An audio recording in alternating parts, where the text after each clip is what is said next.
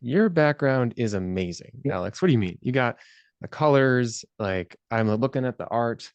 And as everybody comes in, I hope they're also taking a look at your background and agreeing with me. How do you even decide? And so as we let people filter in, I may just go off on tangents. How did you decide on that background? Uh, it's what was left. So my partner and I we've gone through a few interstate moves, and so we've had to parse things down. And after we decorated the rest of the house, I got what was ever that was left over, and that is what you were seeing. So we have our literary insults poster, our Acura print, if you're a fan of the anime. So yeah, I didn't really have much of a say. It was a needs must kind of thing. I think that brings up a really good point. People like your background is an important aspect of your brand when you're meeting people on Zoom, just like your outfit will be if you met somebody in person. So I think it probably means something about you, and my background means something about me. Hence my disco ball mushroom and my book. And Taylor, you have so much going on in your background. I don't know what to comment on first. And Jose, I feel like we need to add a picture frame or something. Mine looks plain. I'm gonna move a little bit. Let me see. Okay. Hi everyone. As you filter in, we're giving everyone just another minute to really launch into the questions. Um, Taylor, is anything specific in your background that you think signifies your brand or who you are, what you want people to know about you? That I want people to know about me. I don't know. All of these things have like a little kind of trinket of something about me, I suppose. I don't know if I can say any one thing. Once COVID hit and I moved to working from home, I had all my meetings on Zoom, obviously. And I was thinking like, I would if I showed up to a professional meeting, I would wear a suit and I would dress up and I would do my hair and I would shave and everything. And so I can do all those things, but my background didn't look great. And so I figured if I was going to invite somebody to a meeting, I would want it to be at like a nicer coffee shop or a nicer restaurant or a nicer this. And if I'm going to be in a spot with them, I might as well make it look like I'm in a nice spot. So I just tried to freshen it up a little bit and make it kind of good to look at, I suppose, but nothing specifically, I wouldn't say. I've got my, where I graduated up here, and that was a gift from a friend for a wedding. That's a picture of my wife and I. That's an award that I won in high school. That's my dad and I. That's a thing that I inherited from my grandpa. Just Wow. random stuff means something to me. Uh, out of all that, because there's so many little interesting tidbits, I'm drawn to the fact that you can somehow keep plants alive, which Well, that's all I, my wife. I She's for got the some reason green can't do. thumb, not me. Uh, So don't give me too much credit. Is that why you okay. have just a very plant heavy wallpaper in your background, Ben? Is Yeah, the this is my version. okay, that Yeah. tracks. That tracks. This is me keeping plants alive. I have to get pictures of Right them on. and I put them behind me. Thank you again for being here. Jose, your background was fine. Now we just have some lights though, which is also nice. We were just giving everyone a second to join, so thank you for being here. I'm really excited about today's panel.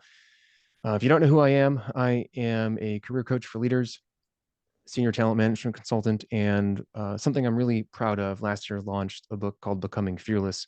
If you want to know more about me, check out the book. It really kind of details my perspectives on life and on work. I am joined by some incredible panelists today. We have Taylor Robinson, who is a president at SearchWorks and really an expert in the executive recruiting industry. We have Alex Maher, who is a seasoned recruiting and people leader with experience across a breadth and depth of industries from healthcare, tech, professional services, and as the director of recruiting at Phil.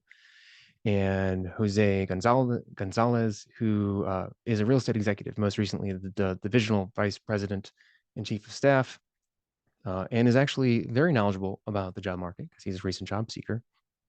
I got the idea for this event when working with a client, and I was like, they were kind of having no offense, recruiters on the call complaining about experience with recruiters, and I was like, well, they have a different perspective, and you don't really know what they go through day in and day out from like internal recruiters as well as external recruiters. And then it dawned on me, well, do people ever really get in a room with each other and talk about the market from the way they see the world and what they deal with? And wow, that might be really valuable for people currently looking for a job or that are just curious about this space. So really happy that y'all are here, and we'll kind of have go back and forth with some questions for probably to the top of the hour, and then turn into audience Q&A. So stick around. You'll have a chance to ask your questions to our panelists, and hopefully you gain just one tidbit of wisdom or more about what you're struggling with, what you're interested in the job market. So our first question to our panelists, and anyone can jump in, just unmute and let's have some fun. In one word, how would you honestly describe today's job market? Convoluted. Do you want me to go on or just do the word? Convoluted. Okay. It looks like Jose and Alex both have something they want to share, so jump in. Alex, you go first. FUBAR, which is a workaround because that's actually an acronym for anyway. So it's a little bit of a misnomer. But if I were to narrow it down to something that wasn't an acronym, hard. Mm-hmm. Same. And I would say unpredictable based on the latest events. Okay, so I want some additional context. Jose, since you just spoke, unpredictable. Sure. Why does that come to mind? Comes to mind because I think you sometimes how I work and my mindset works is I like to have a plan, more or less a structure, and based on since I think it started from the election day, it got a little more settled in a way of okay, let's move forward.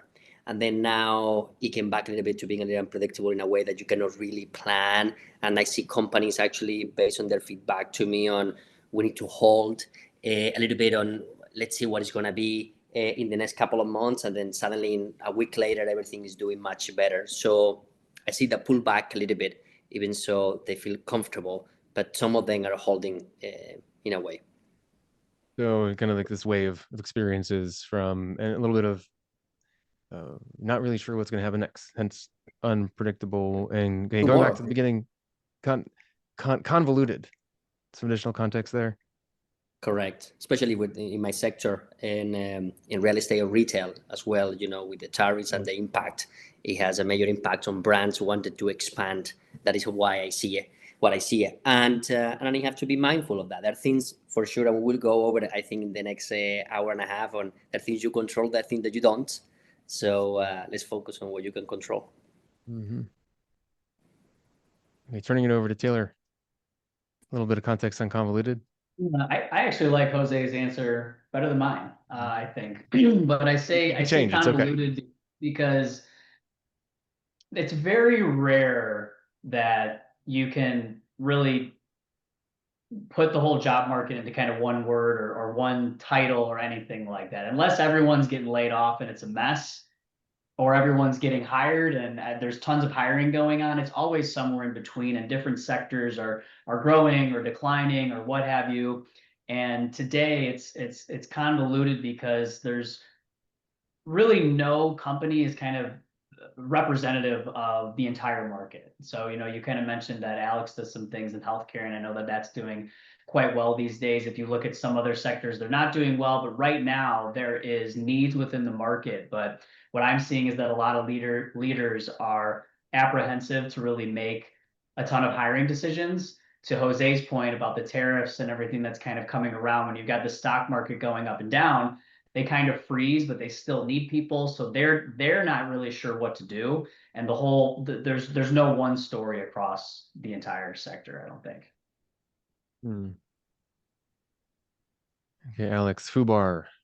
Yeah, FUBAR. For those that don't know, that's a military terminology that stands for fucked up beyond all recognition.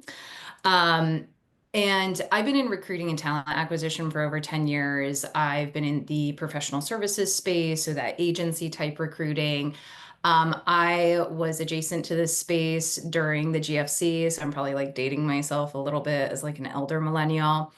And this has hands down been one of the most volatile job markets that I've seen. And it's unique in the fact that it hasn't spanned this, it's going on years now versus being like maybe an acute market event that is driving like market volatility when it comes to hiring, but rather it feels like this cascade or series of events that's piggybacking off one another that is putting a lot of strain on existing systems and infrastructure, particularly when it comes to hiring, that is creating a lot of volatility for job seekers.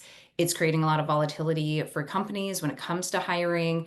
And whenever we flip to something that is more of an employer-driven market too, then that also creates sort of practices within hiring itself that you might say call it raising the bar, but I would say I would argue that it makes hiring decisions harder because there becomes a saturation of talent in the market.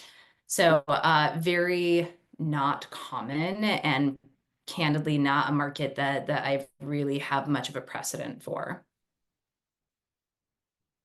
So we're in an ambiguous, convoluted marketplace that basically also that gives power to the employer at this point in time. It I'm not getting very hopeful. So I'm a job seeker and I'm trying to navigate this day in and day out. And what do you wish that more candidates kind of understood about navigating this convoluted, hard, foobar, unpredictable world that we're in right now, which has been going on for a decent amount of time, and I don't really see it ending anytime soon. So it's like learn how to swim or build a boat, find dry land. I don't know if that exists, but what would you tell that job seeker?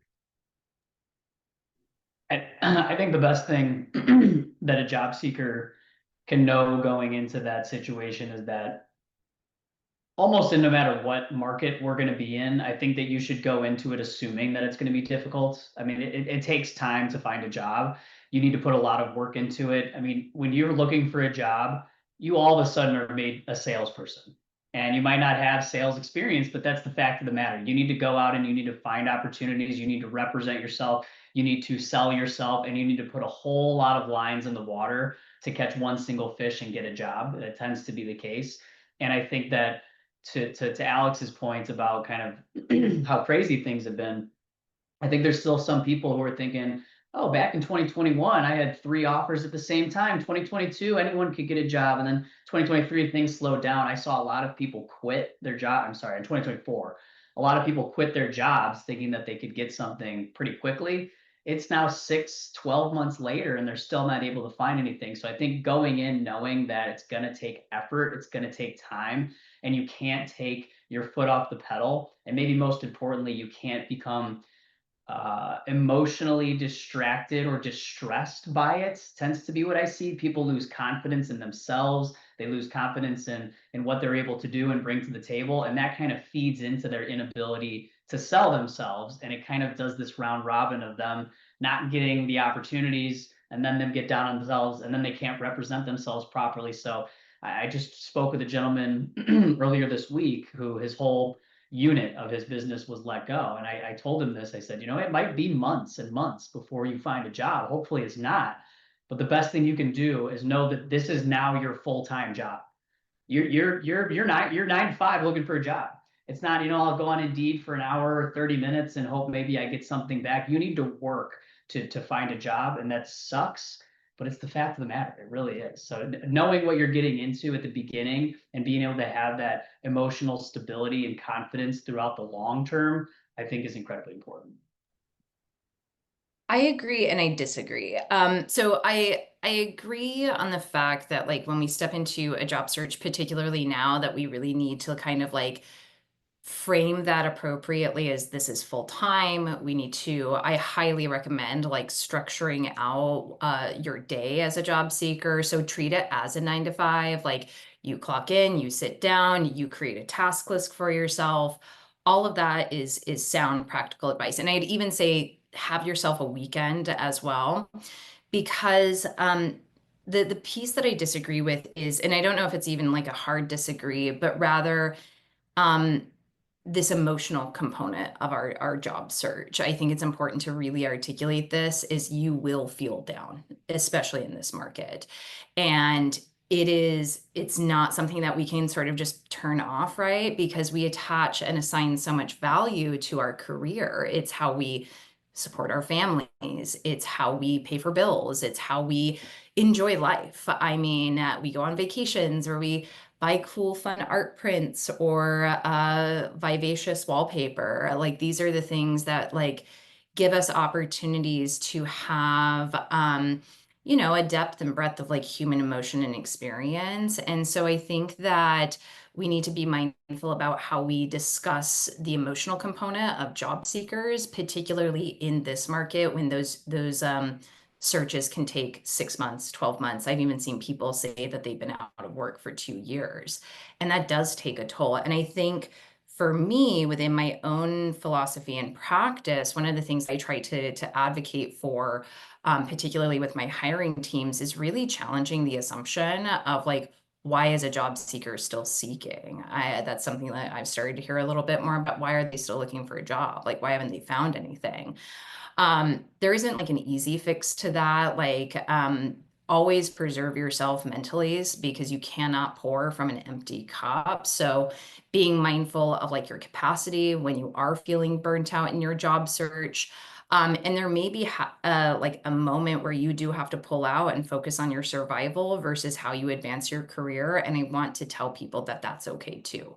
If you need to prioritize paying bills, putting food on the table for your family, make sure that you do that versus getting sucked down into like a vacuous pit of like despair, because survival is ultimately going to be better than like not surviving at all.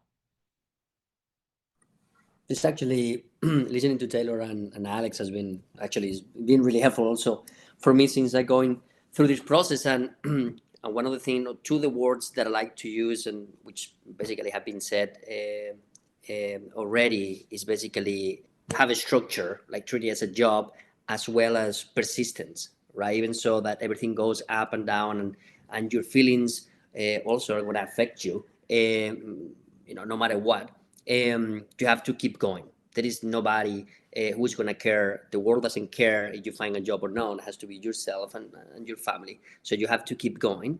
And one of the things that I learned, unfortunately, the hard way is don't put a time. And a person that, and everyone is different on, okay, this based on the market, based on what I see, takes X amount of time, and based on my resume experience. But there are things, as I mentioned before, that you don't control. And those are really actually kind of screw everything from a timing standpoint. And for me, it helps to have the structure of starting at X amount, 9 in the morning and finish at this time, and having a plan of what I'm going to do. I normally in the beginning, I task it in a way that I have my task and what I have to go through it, and I try to put the calls later in the afternoon, and that works for me. I think everyone should go through what it works best for them, and in that regards, and also being persistent and being aware that there are going to be moments that you're down, and as Alex actually really well mentioned, that you have to take care of yourself at those moments, because this is a marathon. Mm-hmm. And just like running a marathon, like that it's going to take a long time. You know that there's a finish line. And just with the job search, if you do seek a job and you are consistent in it and you solve it like you would any other problem, like, oh, I'm not getting interviews. Okay, maybe there's something wrong with my brand. Oh, I'm getting interviews, but I'm not moving past the first round. Okay, I'm not telling my initial story properly. Oh, I'm not moving to the second and third round. Okay, maybe I'm not getting detailed enough. I'm not convincing them that I can do the job, or maybe there's some cultural issues here in terms of value alignment. Like if you solve it like you would any other problem, I promise you eventually you will get a job. Now, how long that takes, I can't tell you. I can just tell you averages. But to know that there is a finish line, if you keep running, like even if you keep walking, even if you get a cramp and you stop and you stretch it out and then get back up and keep going, like if you step forward, you're going to cross the finish line eventually. The biggest kind of watch out that I've noticed, and Jose, you shared it. It's putting expectations on yourself that aren't in your control. And I think the biggest issue with that is just the defeatism that comes with it, the lack of confidence, and the amount that you start doubting yourself when it doesn't happen. And that can get in the way of you walking forwards towards the finish line. And there's actually just a story recently of an individual leader that was in the final round. They had two different offers. They didn't get either of them, and they were crushed, and they stopped searching for about 3 months. And the only way to not get a job is to stop searching for a job. And to Alex's point, that you have to take care of yourself, and you have to take your foot off the gas pedal when you feel yourself getting burnt out. But understand, when your foot's not on the gas pedal, you aren't really actually searching. And so that, and it just be aware of that, accept that as part of the search itself. Just got a little follow up. Like, have you learned of any really good tactics or strategies for taking care of yourself during the job search that you've noticed works really well? Does anybody? I have also been a job seeker fairly recently in this market. So for me, again, having that structure in place. So a little bit about my background. I have ADHD, I have autism. So I like to say I have two wolves in me, and they're both fighting against each other because they want different things. One craves structure, one craves spontaneity. Having that structure in place is probably one of the easiest ways of ensuring that you continue to develop like some emotional resiliency, because it also gives your brain an opportunity to shut off, where you're not spiraling and thinking about, should I put in another application? Should I send out another LinkedIn connection request? So that's first and foremost, is like creating that structure, leaning into your network of people. So your village, that can be friends, family. The more we talk about the uncomfortable things, the more uncomfortable conversations that we have, and the more vulnerable we are with our communities, that prevents us from, like, essentially think about it like a monster under the bed, right? The monster only exists because we're not shining a flashlight under the bed. So if we are shining the flashlight, i.e. having the conversations, then we don't have an opportunity for us to anchor in our own negative thought cycles of like, oh God, I'm so crappy, like I'm not getting a call back, like it must be me. And instead you are sharing that with like the people in your community who can, probably like disprove a lot of like that self-talk. And then lastly, I know this is like woo-woo a little bit, but like honestly, like touching grass, going outside, uh, leaning into activities that like give you a little bit of joy. And this can be very, very small stuff. If you like to cook, walking through like the bakery section at like a local bakery, getting those smells in, really, really solid. If you like to exercise, taking a quick walk around the block, if that's all you have energy for, those can be very tangible and real things that you can do to help continue to build resiliency within your search. But I'm curious, Taylor, Jose, I'd be really curious to hear from Jose, since this is kind of like new for you. Like, what were some of the things that you did to, kind of fill up your cup so you could keep going? So I love it because maybe this is what I'm the worst of everything. Is actually disconnecting. And actually, I have to thank my wife, who is the one, and I'm sure, and I do drive her crazy also. The situation, because I'm a person that, I'm 24 hours thinking, when something is in my mind. So it's hard for me to disconnect. When it's something that you love and you have passion on something, and when you're an entrepreneur or you love the job that you do, it works more or less well because you love doing something and thinking about it, but still it's maybe too much. But when you don't really, I don't think anyone love looking for a job. So it becomes a little more complicated. So I'm not the best at it. One of the things that I started doing because of her advice is I was doing too many hours, more than 9 to 5, and then I stopped, basically, or tried to stop doing the afternoons. So after like 3:30 or 4, I stop, basically, unless there is something urgent or there is an important meeting or interview. I try not to do too much or almost nothing. So it's stopping. I also try the weekends also not to do. I'm a very hard worker person, so, and I maybe sometimes I do too much. So yes, you have to put a stop, because you could actually do it, 24 hours, and that doesn't guarantee, because also it's about quality, not just quantity of things that you do. Yeah, I'll just add, I agree with both things. I mean, what we're kind of talking about here is how do you stay happy and motivated as an individual during tough times, take the job search out of it. And all those things that Alex and Jose said, I think are correct. The only thing that I would add is that there is also an opportunity when you're unemployed. And that is all the things that I wish I could do, but I just have to go to work every single day. I'd love to see my family more. I'd love to paint. I'd love whatever those things are. I mean, maybe you don't want to spend a whole bunch of money and go backpacking through Europe and blow through your savings, but there is some free time that you have, and maybe doing some of the things that you wanted to do, or the things that make you happy that you didn't have time for before, but can still be on the job hunt while you do them, is a bit of a silver lining that's there. Yeah, and I want to caution too, that it's not lost on I think anyone here that there's also like that anxiety of like I need to have a job, and if I do these things that is somehow taking away from like my ability or like the time.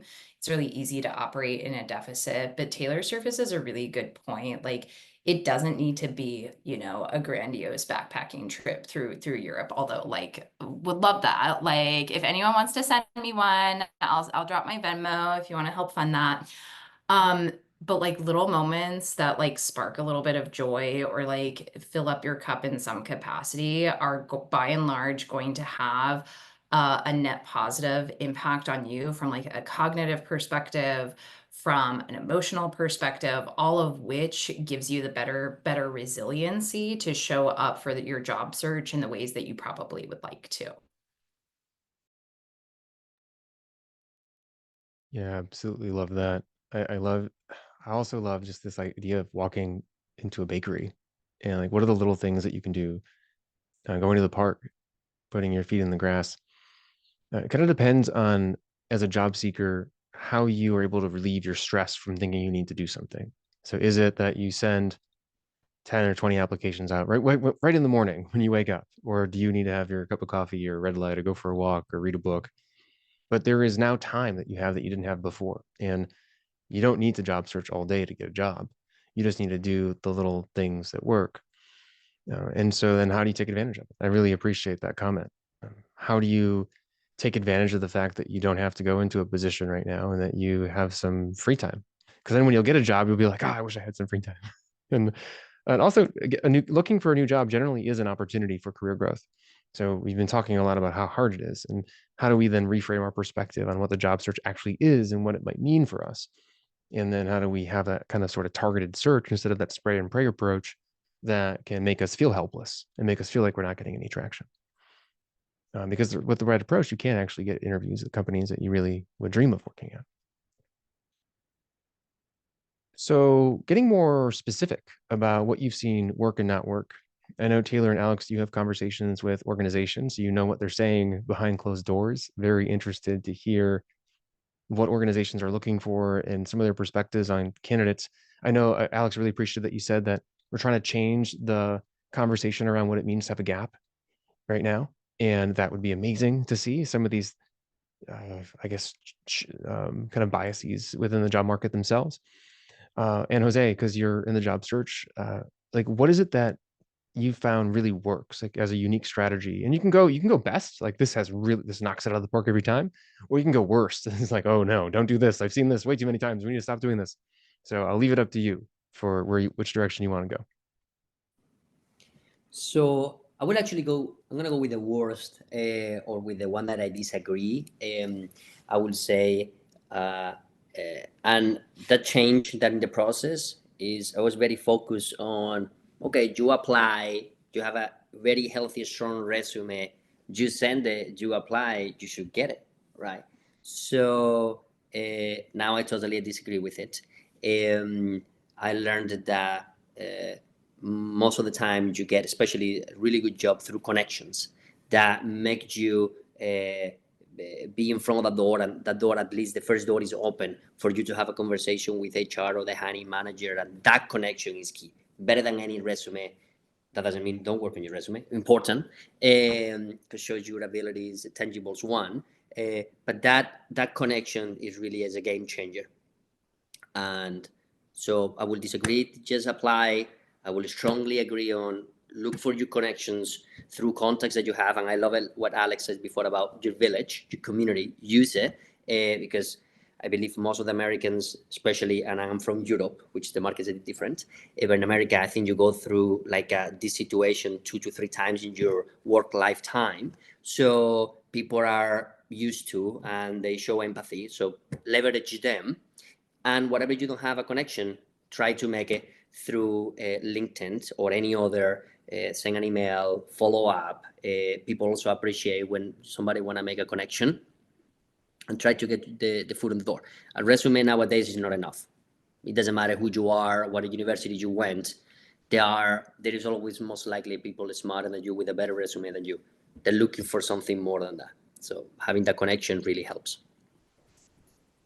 I want to clarify what I perceive connection being from like the lens of like a recruiter. So, and I have like a practical example of what this looked like. So, last year I had a really great conversation with somebody that applied directly for for a position that we had open here at Phil.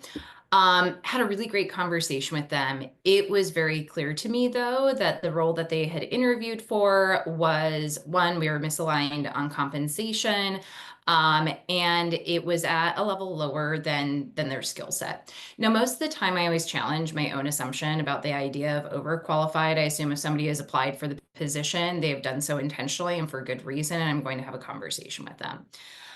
We both agreed that based off of like the scope of the role, the compensation piece wasn't a good fit, but we had a really great conversation. And a couple of weeks ago, this candidate that had reached out, he reached out to me again on LinkedIn, and he said, "Hey, I don't know if you remember me, but I interviewed for this position a couple months back. I recently saw that you had this position open, and I wanted to see if you think I'd be a good fit." I remembered this person. I pulled up my notes. We ended up having a conversation. And as of today, he has an offer from us in hand. So when we talk about connection, it doesn't necessarily, because we get told that as like job seekers, right? It's like leverage your network, but what does that actually mean? Those are the types of connections that matter. So like making a connection with that primary point of contact, being consistent in your follow-ups, and then once you identify an opportunity, be really targeted in your approach. Hey, based off of the conversation that you and I had a couple of weeks ago, this seems like it's a little bit more well aligned. Are you open to having a conversation about it? Because you bet I would be, because that makes my job easier. Because if I have like a quick win there, that means then I can redirect my efforts elsewhere in our organization. So, I'd be really curious, like with Taylor's perspective on that, because again, like I'm a little bit more internally focused. I've also been on the other side of like being in that more professional services space. So yeah, what about your thoughts, Taylor?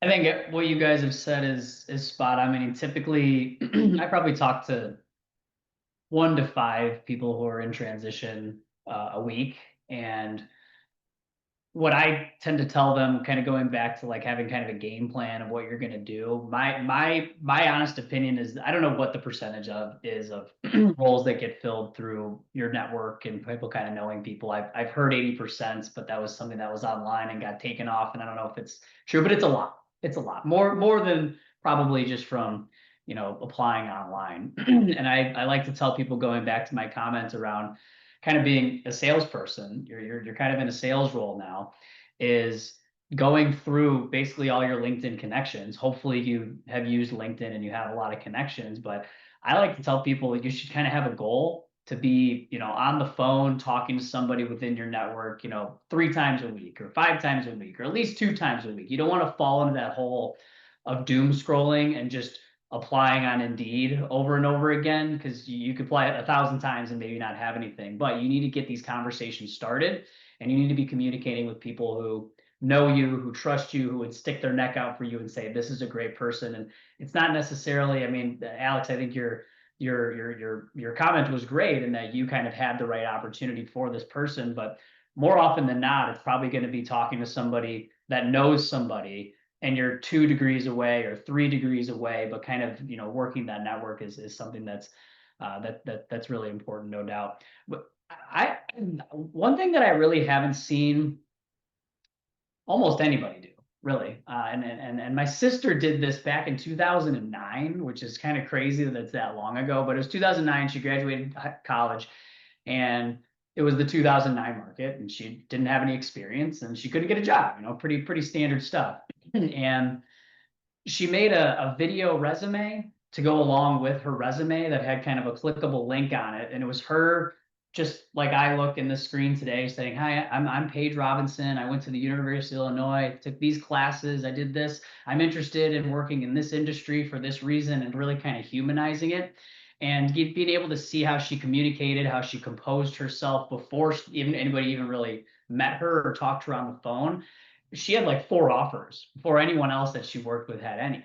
And I thought that was a really unique way of going about it. And I haven't seen anyone else do a Visime, we kind of called it at the time. But these kind of different ways of thinking, I think, are really interesting.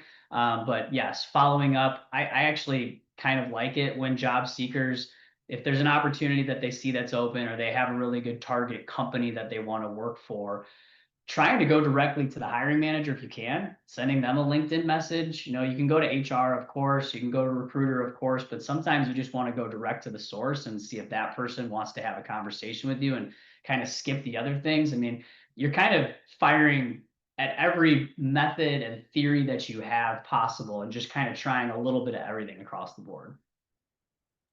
I want to talk about the worst one that I've experienced though. Yeah, let's do the worst ones. Okay. Please don't send me a random calendar invite to discuss a job. It's happened a few times and I'm starting to see more of it. Please don't do that. One, I'm probably going to have to cancel on you anyway because my calendar is wackadoo most of the time.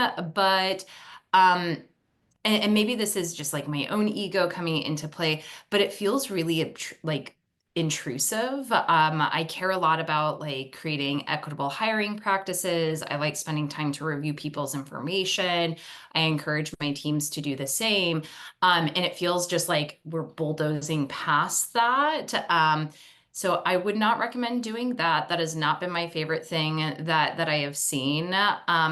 But one of the most effective things that pulls me in is actually getting a double tap. So I get hit up a ton on LinkedIn. I have too many connection requests and like way too many unread in-mails in my inbox. But the people that have like that double tap mentality, they'll send like an initial message, which I recommend being short. Hey, my name is so and such. Here's like my top 3 skill sets and why I think I'm a good fit for this position. And then the people interested in this role, those are the people that I tend to follow up with most consistently. So 10 out of 10 recommend doing that.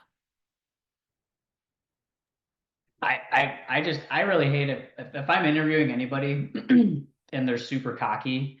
It really turns me off. That's a big one for me when I'm having the conversation and they're almost dismissive to the interviewer. Like, why would you even ask me that question? Understand like how good I would be for this Yeah, job.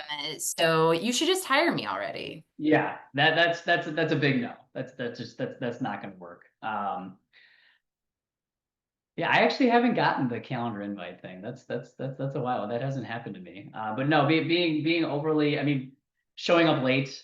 I interviewed a gal a couple weeks ago over Zoom, and she was wearing a hoodie and definitely hadn't done her hair. I mean, this is an interview. It's not in person, but this is an interview, and she didn't give the respect to that conversation to even do anything to really kind of prepare for it. So you have to treat it like an interview, even if you're not face to face. And you know, we're looking at all that kind of stuff all the time.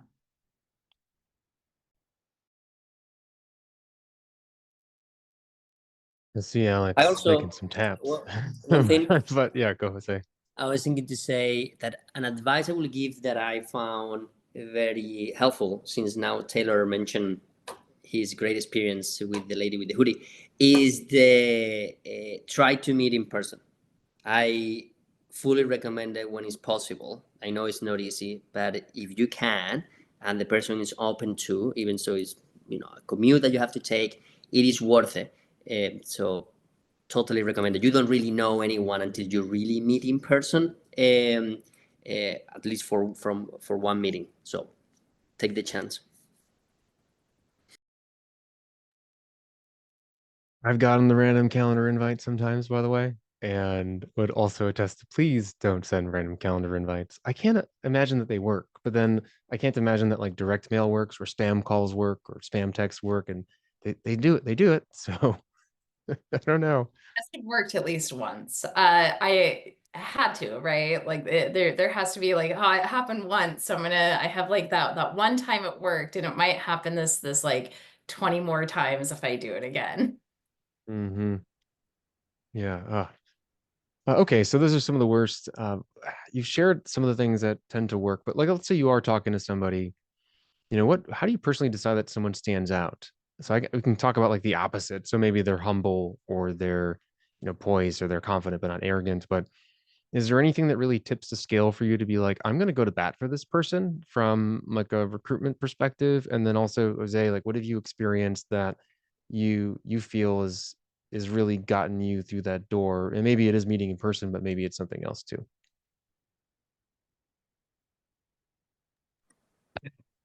I would say so. This one's a little bit difficult because I work on behalf of clients that they're hiring, and the hiring teams, the decision makers, um, they can get very, very specific as to what they want. Any little one thing that someone doesn't have in their background is enough reason to not make them an offer and not to move forward. And they can get very, very picky. So if you're not moving through the process, it's not you necessarily. A lot of times they have options and all kinds of people and what have you, and they're just being particularly picky. So going back to kind of our initial thing about staying motivated, don't blame yourself. It could be them, and it's just you don't have this one little thing, and you wouldn't even know what that is, and they're not telling you, and it happens that way. But I like it. I like interviews to be very conversational. So what I tend to tell people when they're going to go in for an interview with my clients or even with myself, because I open the door at the beginning of the conversation to say, hey, I'm representing this company. I want to make sure you have all the information that you need to know if this is the right role for you. So kind of what questions do you have? One, have at least one question just teed up, ready to go. I don't really have any questions. Like, why not? You don't have any questions? So at least have one kind of smart question, or at least make something up, just so you have some sort of a question. But I want it to be a back and forth, and interviewers want it to be a back and forth. And I give this recommendation to people when they go in for their interviews, which is to say, if they ask you a question and you give them an answer, it's okay to give your answer and then come back with a question about what you said or then about what they're doing. The more that it can be a back and forth, I think the better off you're going to be. And so when it becomes a conversation and it feels very natural, that's always something that's really comfortable for me. It's comfortable for them. I assume it's going to be comfortable for everybody. And you just kind of have this situation in which you feel like this could be a fit. This is a good kind of culture fit here. And being pretty honest, I guess to a certain degree, people that come in and you say, hey, I saw you were with this company for a short stint. Why did you leave? It was a really toxic environment. My boss was an asshole. The people that I work with were idiots. Like, you don't want to dog your last company. You want to be very diplomatic and kind of political about that. So if you can say it in a way where you get your point across, and I kind of know what you're saying, but you're not saying it in such a way that's derogatory too bad. That's a really positive way to kind of go about that, and having some concrete reasons as to why you made the decision that you did, or kind of what happened within that. If you do have a resume, which a lot of people do these days, in which you change jobs consistently every 2 years, there's going to be some hiring managers that automatically are just, nope, they move too much. So they're only going to work here for 2 years. I mean, in today's market, if you hold on, if you have an employee for more than 4 years, like that's pretty damn good. So when I see people and I ask them the question of, why did you leave this company? Why did you make this transition? They tell me, well, the company got bought and, they got rid of my role, or there was a merger, or, they went out of business, or they moved my thing overseas, or whatever. I think it's super valuable to put that stuff in the resume, because the person that's reading it, unfortunately, most hiring managers are looking for reasons to not hire people. They're not saying, "Oh, this is great, this is amazing." They're going, "Oh, that's a little weird. That must be a bad thing. Oh, this is kind of wrong. That must be a bad thing." So they're very, very nitpicky. And the more you can combat in the resume at the beginning stages to see, okay, this might be a red flag for somebody. How do I go about explaining that situation so I can get over that hump? I think it's important to add that information in there and just kind of look at your resume from how a hiring manager would, as opposed to how you would look at it. And some of those things are difficult to know if you haven't been in a hiring manager seat, or you haven't kind of gone through this a whole lot. But providing some reasons, even on paper, and then again in the interview, as to why things happen throughout your career that may not make it super linear, I think is always a really good thing. And practicing that. There's some people that I know who maybe haven't been on the job market too long. It's their second time looking for a role or what have you. I say, interview. If you're going to say, this isn't really the right job for me, I probably wouldn't take it if I got an offer, but they invited me for an interview. Take the interview. You need to practice that muscle of having those conversations and getting those sometimes difficult questions. And then you can go back and go, well, good thing I kind of answered that question wrong, but good thing I realized how I did it, because now in my next one, I know how not to answer it, and I learned from that experience. So you need to be massaging these muscles and getting stronger in how to have these conversations and answer some of these questions and represent yourself properly. So it's repetition, unfortunately, but don't not take an interview. Yeah. In a similar context, I think it's important to understand as a job seeker, what goes into like the initial job kickoff process, because as a job seeker, you just see the job posting, right? You don't see any of the sort of the back end stuff that happens. So contextually, there's usually a driving business need. Something is lacking, something is broken, there is growth, there is strategy.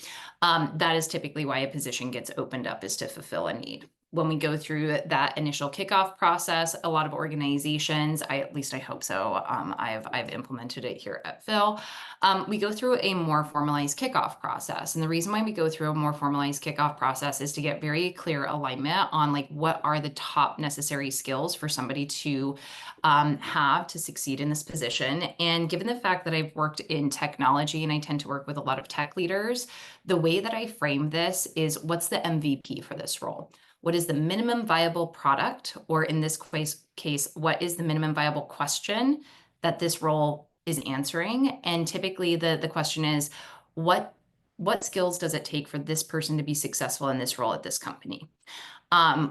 We shortlist that. We include that in the job description. And that's typically where I will also, as like an internal recruiter, will frame like our scorecard. We align with our interviewers on what they're assessing for, so that we have a more structured interview process. Where I see candidates do extremely well is making sure that they are doing their due diligence and research, both in the company, particularly if you are working with companies that maybe have unconventional business models, or maybe you log onto their website and you're like, I'm not entirely sure what they do. Figure it out. Like, learn, because if there is a company that has a more complex business model and they're aware of that, and you have a candidate that comes in that has clearly done their due diligence and research, that bodes extremely well. Do what you say you're going to do. I push my hiring teams to index on high trust versus high performance. High trust teams become high performing teams. So if we can identify candidates that are doing the things that they say they are going to do, they have good follow-ups, they are consistently like following through on requirements and asks, those things bode well as well. And then being really prepared. I like Taylor's point, being able to speak about the transitions that you've experienced. While I hate, I'm like like cringe internally when I have a hiring manager that I'm working with. It's like, but they have gaps in their resume. And I'm like, everyone has gaps in their resume since 2020. And I actually encourage hiring teams, particularly at my organization, look past 2020, look before 2020. And if we start to see indications of like, maybe there are tenure issues that are a little bit more permeated in behavior, then that's why when we can like be a little bit more critical. Um, so yeah, I would say, because I don't want to like totally monopolize this conversation. I would say like the people that do well, that are really exceptional, are people that do their due diligence and research. They're asking really thoughtful questions. They have very thoughtful follow-ups, and they demonstrate that they are high trust when requested to do certain actions or certain things. Jose, I'm curious your perspective. Yeah, I will say that everything you guys have said sounds great, and I try to implement it, and there are new things that I will. And one thing for sure that it works most of the time, also depends on the person that you're talking to, but is try to build rapport. Besides, what you are interviewing for is, as you said, look in detail about the company. I would also recommend look in detail about the person you're meeting, like where did they study? Do they speak another language? Anything that you can find a connection that is going to make everything at the end of the day a little easier. At the end of the day, we're people. Everyone is a job, but it's people. So you're trying to find a connection in a personal way that they're going to remember you, and then maybe that is not going to change if you don't have the skills. Don't worry about that. But at least it's going to position you in a different way if you do have them, because at the end of the day, it's about working with other people, right? And you need to be likable. I'm just gonna jump in again. That was awesome, Jose. Kind of doing your research on the individual as well. I mean, flattery can go a long way, and if there's something that you can find on this person that helps you connect with them, that they've posted online or what have you. I saw you went here, you did this, or that you follow. Whatever the case may be, it does go a long way. That was a really good comment. Appreciate that. And that point, we have LinkedIn, which is the social media of professionals that maybe you want to have conversations with. And some people are active on LinkedIn. They like things, they comment on them, they share, they post. You can totally increase, other than just kind of double tapping and kind of sending double, 2 or 3 or 4 messages in a kind way to somebody over an extended period of time. You're more likely to get a response too if you're familiar to them. So go comment on something they posted, go read the article that they wrote. And that can be a really good way to build rapport, but also to hopefully kind of enter their ecosystem. Also, liking something that they post puts you within their network, within the platform too. So it can increase kind of who you get connected with that can connect you to them.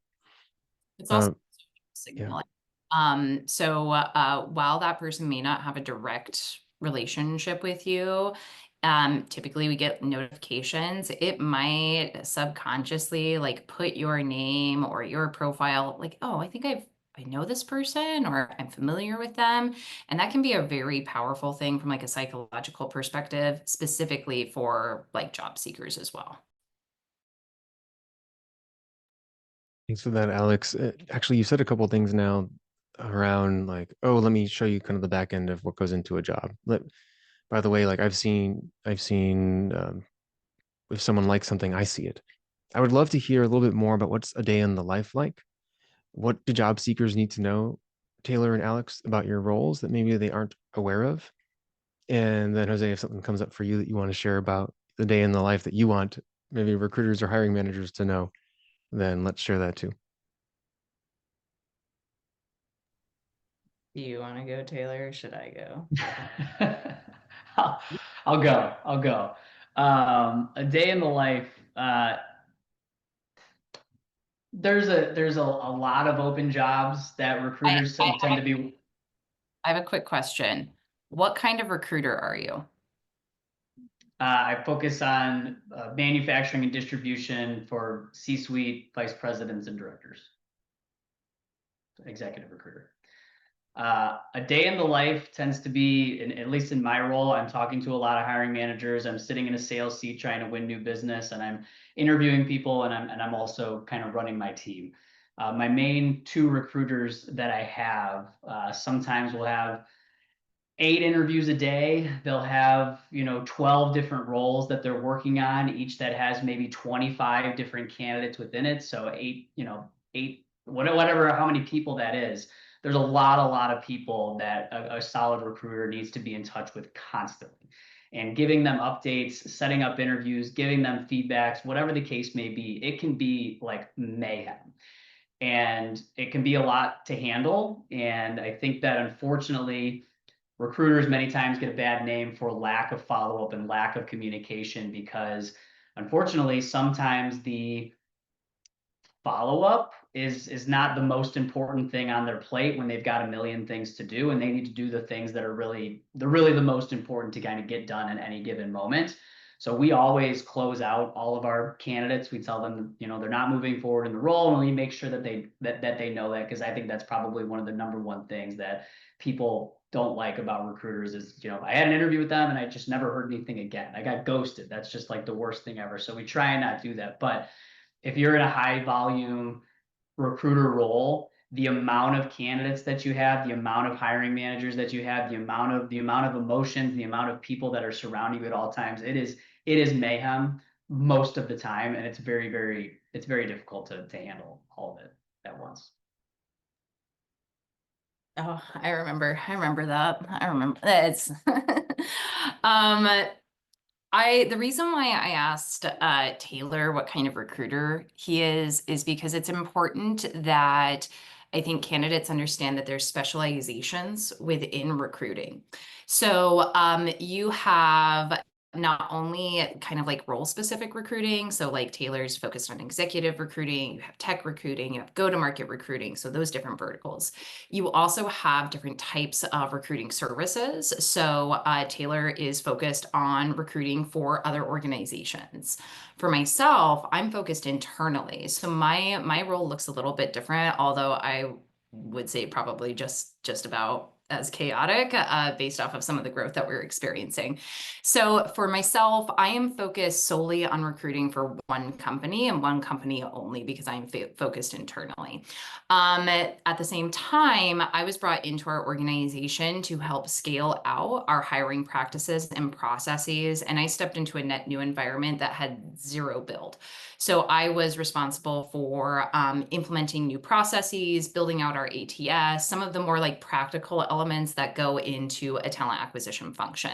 This is also stepping into an organization that hasn't had those things before, and then working with hiring teams to get that adoption. Since I've started with Phil, as of July of last year, we have hired 150 people total. So we're scaling really rapidly. My day-to-day varies pretty greatly. I have the fortune of having a team that reports into me. As it stands right now, I was just counting up the numbers. We have 29 unique requisitions, so unique positions.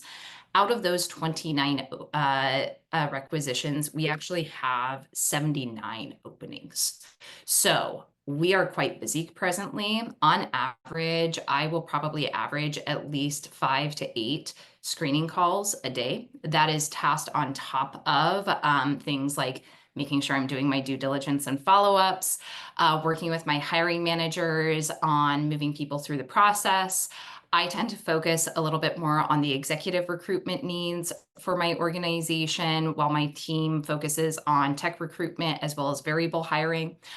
So I'm in meetings, I manage our vendors, I manage a small team.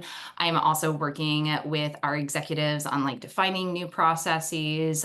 So I am also very busy, and it can also be really, really chaotic because in my role, I'm also focused on like building this plane as we are flying it, while also making sure that we have really great candidate experience, while we also make sure that we are, tracking against our own internal objectives. That's what's going to take precedent. Is I am tasked with making sure that Phil, my company, has the correct hires and then scaling out those processes to hit our demand. So it's a lot of fun. I love what I do. I love all aspects of recruiting, from sourcing to interviewing to the process build, and it is a lot. I am in my desk from about 8:30 to usually about 6:30 at night. I rarely take breaks in between there. Don't do what I do. Don't do as I say, not as I do when it comes to that sort of thing.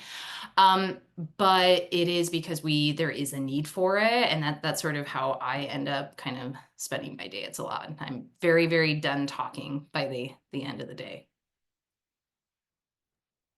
I very much appreciate you spending your time with us then this evening. It's a vibe. It's a So vibe to be here. yeah. Before I move into the Q&A portion of tonight, just want to see, Jose, do you have anything to add that you would like hiring managers or recruiters or other people that maybe aren't job seeking to know about what you go through each and every single day, that maybe they aren't aware of? Sure, I would say as an advice, I would say in some degree, don't take it personal. Meaning sometimes with the, for example, Taylor was mentioned about the follow up, and I assume also Alex. They just sometimes don't have the time. It's not that they don't do it purposely. Not following up with a rejection or just ghosting you, and just keep moving. Just keep in mind you're not alone, and you have to keep going, and eventually the finish line is there. The problem is you don't know where it is or when it is, and you just need to keep going, but it's there.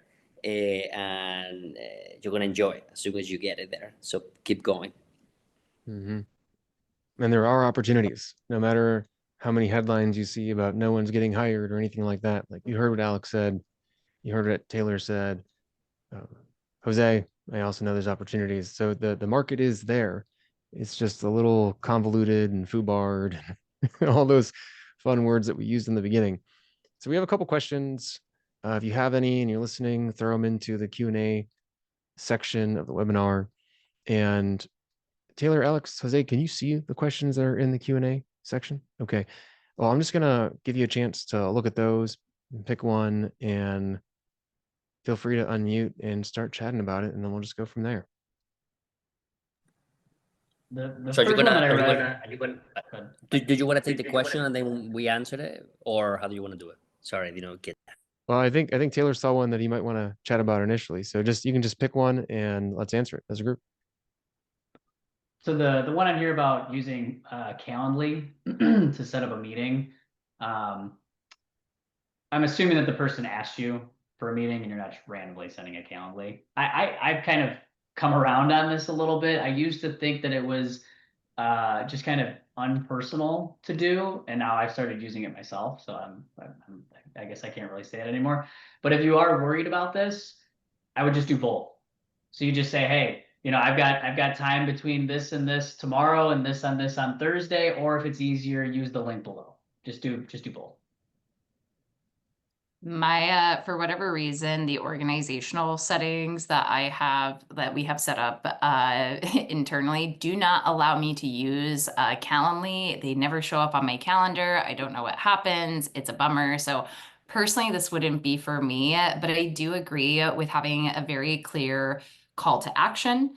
And then also providing options is a really, really great way. And an easy alternative to that would be if you have your own calendar link that you'd like to share, like feel free.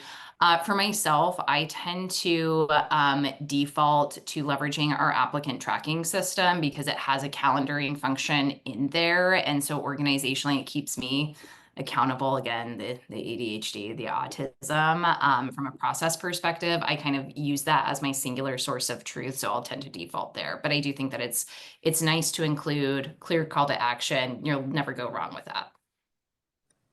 I fully agree, and I would just say that in case you don't have access to the software, you want to keep it simple. Provide what works for me is, 2 to 3 choices of dates and times, and you can always write if any of these works for you. Please provide some alternatives, and I never had a problem. So I'm gonna jump in. Taylor, you had something to add? I was gonna do another question. Oh, well, okay, awesome. Just one quick piece. I feel like there's like every 3 to 6 months, someone wants to get a viral post on LinkedIn and then just complains about Calendly. And so then I get a bunch of questions from people that are job seekers that are like, should I use this? Is this bad? Is it okay? Is it wrong? I think it's just someone trying to get attention. I have no room to talk. I also get a lot of attention on LinkedIn, so I probably make that and have my own hot takes there, but I could go off on that. Oh. Okay, Taylor, you had another Yeah, question you wanted to answer? one of them on here is lost job due to management change, took care of father while searching for new work. Is putting that you cared for a family member doing a resume gap a plus or a minus? I think it's plus. I mean, what's the alternative? You just don't have anything, right? I actually have a finalist candidate right now, and she was out of work for 6 months, but she actually left her job to take care of her elderly mother, who has since passed. But she left to take care of her mom, and now she's back on the market, and that kind of explained that 6 month gap. And yeah, I think I the alternative is worse. You want to let people know. But what would you recommend him to write? Like just personal reasons, not too much detail, I assume, right?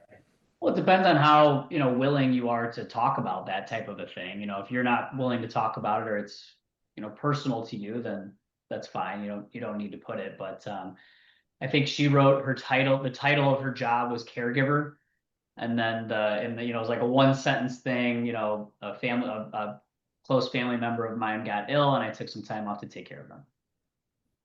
By the way, Yeah. there's a fun thing you can do with that. And it's let's say you're in operations and you're a caregiver. You go like home operations, like director of home operations slash caregiver, and just have some fun with it and have like a line of it. Um, I think that this is also important to call out. I would love for us to have clearer conversations about caregiver gaps, particularly as a woman. I don't have the data in front of me, but if we looked at 2020, one of the most significant groups that was impacted when it came to returning back to work was women. And it's typically because women are defaulted to as the caregivers. It's sort of like within the scope of patriarchy, women are kind of like slotted into that example. So I think for anyone, whether you are a man, woman, somewhere in between, it is so critical to like be clear and transparent about those things, because again, the more that we have conversations, the more we normalize those things, the less there's that sort of like shame attachment that's associated with those types of transitions. And it's honestly fair, it's valid, and that is full-time work, and that's valid work. It doesn't like take away from your accomplishments as a professional because you are caring for a friend or a family member, and absolutely included, because it's probably going to come up in your interviews anyway. I would, to again, Ben's point, just be cognizant of like how much you are willing to share, because that can also be, tender and vulnerable, and you need to make sure that you're providing some insulation for yourself in that capacity as well.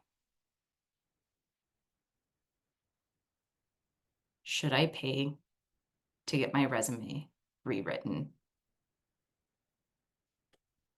I have big feelings about this. I think I'm gonna just dive in and answer. I will give you the clearest answer in the entire world. It depends. That's not a very clear answer at all, Alex. What do you mean by that? One of the things that I think in markets like these, the reality is there are always going to be snake oil salesmen that flood the market to take advantage of people when they're feeling their worst. And we are seeing an uptick in really predatory practices, particularly around resume writing and paying for resume services. If anyone says to you, getting in my feelings about this, hey, I have a job for you, send me your resume, and you send them your resume and they say, sorry, your resume is not ATS compliant, block that person and never talk to them again. There are circumstances in which you may want to pay to have your resume reviewed. Typically, folks that are at a more executive level, I think, benefit from these services. People that have been in an industry for a long period of time, or maybe haven't recently interviewed, I think can benefit from those services. But as a job seeker, please use an abundance of caution with the knowledge that there are people there that are looking to take advantage of you. And there's also a lot of really phenomenal information out on the internet that is available and free to you. I think probably one of the most impactful ways that you can think about framing your experience is it's a action outcome, and there's variations of this. Describe the actions that you took. I did this thing. and then the impact that those actions had organizationally. And it saved this amount of money, or it made this change organizationally. And then being able to relate that back to the job description or the types of jobs that you're applying for are going to be much more impactful versus dropping like $700 to pay for some rando on the internet that's never worked in a recruiting function to try to revamp your resume for you. But I'm open to dissent in that opinion. I don't know, Taylor, Jose, do you have any big thoughts or feelings like I do about that? Not big thoughts, I wouldn't say, but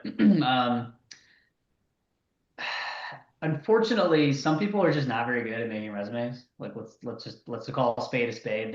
They've never done it. They don't really know what they're doing, but that's not really an excuse not to have at least a decent resume. To your point, I mean, the amount of resumes that you can find on Google of people that do your job and have done your job, and you can kind of look at some of that and steal some of it. I mean, freaking copy and paste, like whatever. I think you're going to be better off doing it yourself and being kind of truthful about it and being able to speak to the things that in your resume than having someone else try and learn what you did. And you tell them what they did and they try and write it in their own words and all these different things.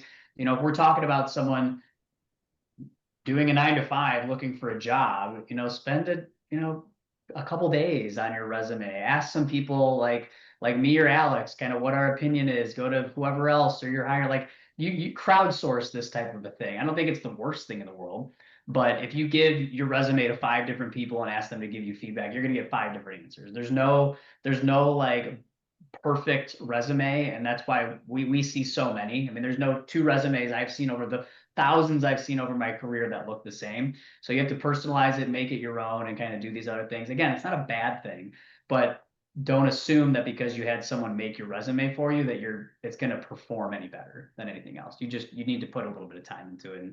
And the other thing that I'll say with that is the other thing that I don't think a lot of people do, very few people do, is while they're working in a role, taking note of the good things that they've done. So to Alex's point, the best resumes that I see are the ones that have proof in the pudding. If I look at a salesperson's resume, for example, and one of the resumes has how much revenue they brought into the business, how much they increased their region, how much money there was on it. It's got numbers and figures and proof in the pudding. And I've got one that just says, I, cold called and I did this and I, blah, blah, blah. I'm going to go with the one that's got the numbers because there's proof in that. So while you're going through your career, take note, or even just take note of all the great things that you do over the course of your year. And I'm going to get on a little tangent here again, because there's one other thing that I tell people to do before they go into interviews. Some people have a really difficult time interviewing because they feel like they're being bodacious or they're bragging about them. I don't like talking about myself. I hear that all the time. I don't like talking about, well, that's a freaking interview. You have to talk about yourself. So if you're one of those people that doesn't go into an interview and you have difficulty talking about yourself or talking about all the great things that you've done, what you're not doing is you're not bragging. But what I like to say is think of 3 wins that you've had over the course of your career and think of those things and have them top of mind the hour before you go into your resume or the 10 minutes before you go into your interview, sorry. And those things will be top of mind. And as you're getting questions from the interviewer, because they're top of mind, those things will come up. You'll think, oh, I did that, I did this, I can use that as an example. This is great. And now you're saying it confidently, and you're not bragging. You did this, you took on this responsibility. These are the tactics you used to make it successful, and this was the result that you had. That's not bragging, that's just a fact. And I like to tell people, go in there and think about 3 great things you've done over your career, even if it's 2, or even if it's just 1. But don't go in cold. Don't go in cold. Create as you like as you continue in your career too. I've advised team members to do this. Create your little black book of wins. As you receive positive feedback from your peers, like I have a document I've created for myself where I log all of that stuff. I had a really great day. I made this really key critical hire in this period of time. And I make note of that because I think in retrospect, it's really hard to recall that information, and it feels good when it's fresh. Additionally, when we think about that cognitively, it feels good when you can like sit there and go, oh, here's my list of why I'm a badass, why I'm competent, and why I am well qualified for this position. So if you haven't done that now, start doing it and make that a practice for your career as well, because that'll pay off dividends for you, especially as you continue to interview. The 2 cents that I will add to the comments by the experts, which actually I hope people are listening because it's very important. In terms of the resume, will be 100% at the results. Numbers speak by themselves, so it's very important. And let's see the traction. It depends where you are in your career or how well you are building your resume. Let's see that have traction. If you got interviews. If you haven't, maybe there is an issue with the resume. But nowadays, with technology like go online as well as ChatGPT, but try to make it personable. Like this is one of the problems on LinkedIn or putting your resumes doesn't really reflect you 100%, right? Your intangibles, which actually are the main drivers. You have your hard skills, which is baseline to get something, but the soft skills at the end of the day is what it gets you to the end line. So you have to for sure do it yourself, at least to begin with. And if you need to tweak it, think about it, but spend time on it, refining it, add results. Even if it's a little thing, number is important. And, get help at the end of the day if you feel that you need to, but you need to feel comfortable because it is talking about yourself. So make the choice. Yeah, you have to watch who you're purchasing things from. There's services out there that will say that your scan isn't ATS and won't pass AI. The AI eyes that are looking at resumes, that's generally a scam. People that create jobs that you apply and then try to sell you kind of a resume service. But as Jose said, I think everyone did, look at your results. So generally when you're paying for a resume, you're not paying for a job. You're paying for a paper brand, something that represents you on a piece of paper that hopefully will get you a phone call or maybe an interview. And you can do your research first, or you can pay to save that time. But if you do your research and then make a new resume and then you test it out and you're not getting the traction you want, it could be the market, or it actually could be the resume. So if you've tested it out to 100, 200 times, or you've maybe had a conversation with Taylor and Taylor's like, this, you're applying to COO roles, but your resume says CFO. Like, okay, there's a disconnect there. And I've seen stuff like that where you want a certain job and your resume does not represent that job. So I think it depends. All going back full circle to what Alex said. And sadly, a lot of people that have paid for their resume have not gotten the results that they're really looking for. But personally, I know as someone that rewrites resumes, I had an individual that didn't get a job or interview for a position for a year and a half. We redid their resume, got their brand on point, and they were getting phone calls. So it just depends on your situation. I like this. Okay. But I wait, you go, Ben, you go. No, go for it, Alex. So, somebody commented, for those of us with more experience, and then in parentheses put older, what to include on our resume? Is it okay to list older under other experience with key wins? I have my own thoughts and feelings about this, but I'd be curious on either Taylor's perspective or your perspective on that, Ben. The question's asking if they should just put previous work experience without dates on it, basically is what I'm Yeah, I think assuming is what like you're saying. as like a candidate that's maybe has like more work experience that may be entering into the job market, like what should folks like that include on their resume? You can't really change your age. I I do see a lot of resumes, especially working in the executive space. I'm mostly working with people that are over 45 for the most part, at the very least. A lot of them are in their 50s and sometimes their 60s and whatnot. If your resume ends your experience at 2005 or 98 or whatever, and then you have previous work experience, I'm gonna look you up on LinkedIn. And a lot of times people have been their earlier work experience on LinkedIn, and I know kind of how old they are. I'm going to, do a Zoom interview with you. I'm going to see your face. You kind of can't hide it. You kind of can't. I mean, you can remove the dates and things from your resume, and maybe that gets you past the first step so that you kind of get into the interview. And that's really kind of the goal. So yes, I think that that's a totally fine thing to do. You can't change your age. I don't know. I mean, I don't think people are lying or being shady if they leave, the earlier piece of their career off their resume. I don't look poorly on them if they do that. I know why they're doing it, and that's fine by me. Um, I guess I don't have a great answer for you. Yeah, I've started to see this trend where, and for what it's worth, I don't think anyone should like your experience on your resume should be tailored to the job that you are applying for. It should be relevant to the position that you're applying for. My first job out of high school was, or when I was in high school, I was working the drive-through at McDonald's. I spent 1 year picking potatoes in Tasmania as a backpacker. Like none of that is going to show up on my resume, but it does make for a great icebreaker. One of the trends that I've seen recently, particularly for folks that are either older, more tenured with their experience, is including an accomplishments section that at a high level kind of summarizes some of their career accomplishments. I find that to be really impactful, particularly for folks that are in the executive space or have had, positions that have spanned, over a decade with one company. It's really hard to kind of like succinctly describe in a couple of bullet points what you did.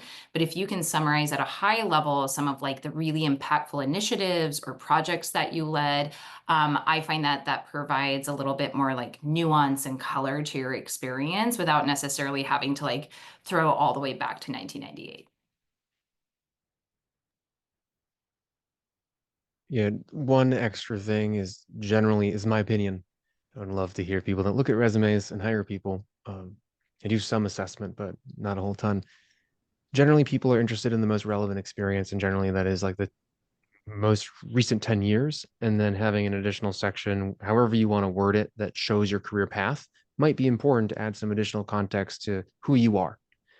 I'm not putting, like you, Alex, I'm not putting my bartending career or the fact that I worked at music festivals or handed out granola bars and flyers for banks on street corners when I was younger.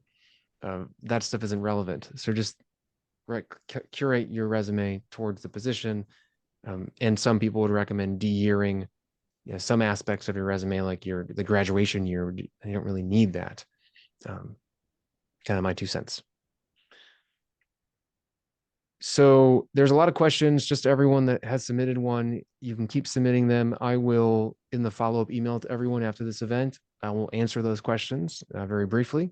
So more of a reason to kind of open up that follow-up email with links to all of our panelists as well. But we haven't talked about AI yet, very briefly. So I just have to ask before we close out today's event, what role is AI really playing in hiring, both for candidates and recruiters? So, again, I think it's important to understand the recruiter experience will be different than their relationship with AI based off of type of recruitment that they do, whether they're internally facing or externally facing. So I'm going to speak from my own perspective. So there is not an AI bot rejecting your resume. It's probably just me. Just FYI, I love you. I'm sorry, it happens. What you are typically experiencing when you apply for a position and receive what is perceived to be an automatic rejection is likely more than not what is referred to as a knockout question. These are typically like your yes or no questions. Do you have X amount of experience with this technology? Yes or no. If you answer no, it might knock you out and send a rejection pretty immediately after that. AI for me, we are using like assistive AI to help with things like reviewing resumes. It might help us with the searches that we run internally within our ATS. An ATS is a database. If I have people that already have an interest in my company and we kick off a new role, the very first thing I'm going to do is look at my ATS first to see if anyone who's previously applied for an old position is going to be a good fit for what I have opening up. For myself, I am a big fan of using ChatGPT to help streamline things review, I'm losing my train of thought, like helping with prepping interview questions for my interviewers, or I use an AI note-taking tool, because guess what? I'm human, I forget things, and I also have a ton of conversations that I'm happening. And we know that if we don't log our feedback, typically within the first hour that we have that conversation, that information degrades really greatly. And I'm doing you a disservice as a candidate if I'm not putting that feedback in really quickly. So those are some of the ways that I've used it personally. How I've seen it though, there has been a huge uptick in automatic AI applications coming in that flood a lot. Like, oh my God, if I see another Loop CV email come into my inbox, I'm gonna like bash my brain in, I swear. Where we've seen, and I know that it's a company or a service because it's the same message, it's the same format, it's usually the same email domain, and it's really unfortunate because I see it both from the job seeker perspective, of like wanting to like throw a wide net, try to get as much volume in because volume equals conversion. And at the same time, it creates a huge burden of work for myself and my teams to filter through who is well qualified and who isn't. I have had we have like an hourly patient support position. It pays like, I think like $20 an hour. I have seen resumes from CEOs, CFOs, business analysts come through for those types of positions. And I know they are not applying directly for those roles. It's an AI autopilot. So as a job seeker, I just exercise a little bit of caution on how you leverage AI. Also double check when you use ChatGPT and make sure that you get rid of the "Hi, hope this message is tailored to what you'd like it to be," because we can see that at the end if you don't remove it. Taylor, what about you? Yeah, I haven't seen AI really enter too much into it to be causing like a ton of issues. I whether it be recruiting or not, I think just what AI is going to do is just create a hell of a lot more noise. There's just going to be so many more messages flying around. So what we tend to use it for, I don't even know it's really AI, but kind of like sequencing. So we actually go about sourcing particular candidates. We're retained on our roles, and so we really only reach out to the people that we want to talk to. We don't post our jobs and kind of go through that whole thing. We find them, we message them, we attract them, we interview them, we present them. And so, sourcing 250 candidates, sending 250 messages on LinkedIn, sending 250 emails, sending 250 follow-up emails, like that, you can do that all day. And so we're using kind of sequencing and ways to kind of customize some of those messages to make it a little bit more personalized to the individual. But at the same time, we as a human still source that individual, and we're pointing them out and targeting them for this particular role because we want to speak with them because we think that they could be a good fit. I just posted a thing on LinkedIn where it said that roughly half of job seekers are using AI to kind of craft their resumes.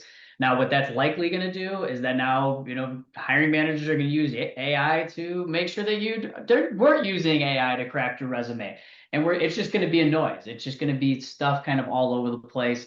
What I hope doesn't happen, which unfortunately already is, and will likely happen more so in more entry-level jobs, that there's 1,000 openings all the time and there's all these candidates and whatnot, but you're as a job seeker, you're going to be getting interviewed by a computer. There's going to be a fake person or something on the screen that says, tell me about this experience or tell me about yourself, and then AI is going to say how good of a communicator you are, how confident you are, how good this skill is that you have. And then unfortunately, the hiring teams for some of these big things are just going to say, which is the best candidate that answered all these questions, and that's going to be their finalist group, and it's going to get very, very dehumanized throughout the process. I fear for that day when that kind of creeps up to what and everyone else's lives. So I don't know where it's going to go, but I suspect that will unfortunately be the case. And I think at the end of the day, a lot of the hiring teams that are more personalized and actually using kind of humans to do these things and vice versa will likely win out. But we're going to have to go through this pain of people talking to computers and computers talking to computers, and us realizing that this isn't the best way to go about it. And we're going to have to come out on the other side. But there's going to be a lot of years coming forward here where it's just really not human, and it's going to suck. And I think we'll eventually make our way back to the human side. But I don't know when that'll happen. It's going to be a long time coming. So it's quite silver lining here, but so I tried to look into the positive of what you just mentioned on creating the noise. So the potential now from AI and what I use is actually to prepare on. I talk to AI and say, okay, imagine that I'm having the interview right now with a person, um, and it challenged me. It asked me the question, then I answer, then I tell them to rate it because I'm very data driven. So, okay, so how do we make it better? Then I do it again and tell me change this, and then I do it again. So it's about practice. So it's like a knife. You can use it to cut and eat, or you can use it to kill somebody. So, from my point of view, adding to that, actually to both of you, I understand that you're going to create more noise, especially for your job. But now keep in mind something, right? Of let's say that you open a role and you title it different, right? But Alex, for example, you open a role and 1,000 people apply. Unless you tell me you review 1,000 resumes, which is I don't know you do, but hard to believe that all the other companies they do, right? After they search a few, that others that they dismiss, right? The potential that I see in a positive way of the AI is don't miss anyone. Why if I'm number 999, you're not taking me into consideration, which maybe I'm the best of all the 998, but you're not even looking into my resume, right? I'm looking for AI to help in that way, to make a better job, to help the recruiters and the HR to do a better job, which they should be actually also looking into that way, hopefully, and not to miss anyone and try to gather as much as you can. You're going to continue missing people. And from their point of view, and from my point of view, is how can I interview better? And I think Tyler mentioned it before. Take that interview, even if you don't like the job. You have to train yourself. Great. So now you don't have to wait like 10 years ago to have an interview to train or do a mock interview. Now you can do it with the computer. You can train yourself. So take a leverage. Don't be lazy. Like use it the way that it has to be used to improve yourself, not to shortcuts. And you know, you will get into the final finish line sooner than later.